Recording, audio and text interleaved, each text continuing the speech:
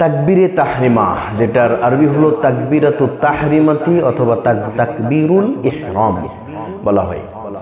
এর অর্থ হলো হারাম করার তাকবীর, হারাম করার তাকবীর। পারিভাষিকভাবে ওই তাকবীরকে বলা হয় যার দ্বারা মানুষ, যেই তাকবীরের মাধ্যমে মানুষ নামাজকে শুরু করে, বা আল্লাহ পাকের বরত্বমূলক যে শব্দের মাধ্যমে মানুষ নামাজ শুরু করে তাকে তাকবীরে তাহরিমা বলে।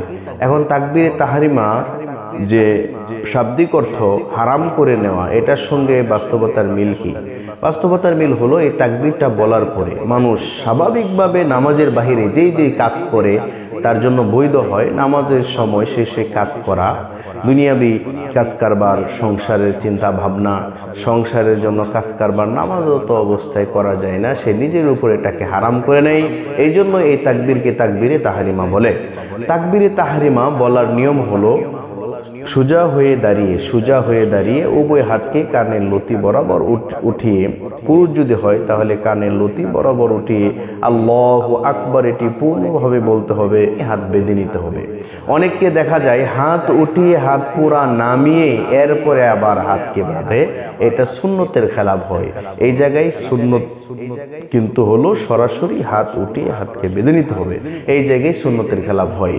বিস্তারিত দেখতে আপনারা দেখতে পারেন রদ্দুল মুহতারের 1 নং খণ্ডের 508 নং পৃষ্ঠা, 1 নং খণ্ডের 508। তাকবীরে তাহরিমা আদায়ের সঠিক নিয়ম হলো, তাকবীরে তাহরিমা আদায়ের সঠিক নিয়ম হলো দাঁড়ানো অবস্থায় তাকবীরে তাহরিমা বলতে হবে। এ সম্পর্কে নুরুল ইজাতে স্পষ্ট বক্তব্য আছে। নুরুল ইজাহ কিতাবের ভিতরে স্পষ্ট বর্ণনা আছে। বাবু শুরুতি সলাতি ওয়া আরকানিহা, এই অধ্যায়টা আপনি খুলতে পারেন, খুলে দেখতে পারেন।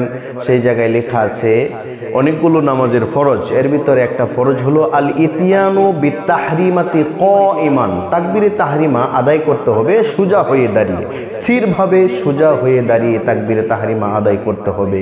ক্বাবলা ইনহিনাইহি লিররুকুই, রুকুর জন্য ঝুঁকার আগেই। রুকুতে ঝুঁকতে যদি তাকবীর বলে ফেলেন আর ওই তাকবীরটা আপনি মনে করছেন তাকবীরে তাহরিমা হয়েছে, না, তাকবীরে তাহরিমা আদায় হবে না। তাকবীরে তাহরিমা আদায় করতে হলে আপনার স্থিরভাবে দাঁড়িয়েই তাকবীরে তাহরিমাটা আদায় করতে হবে।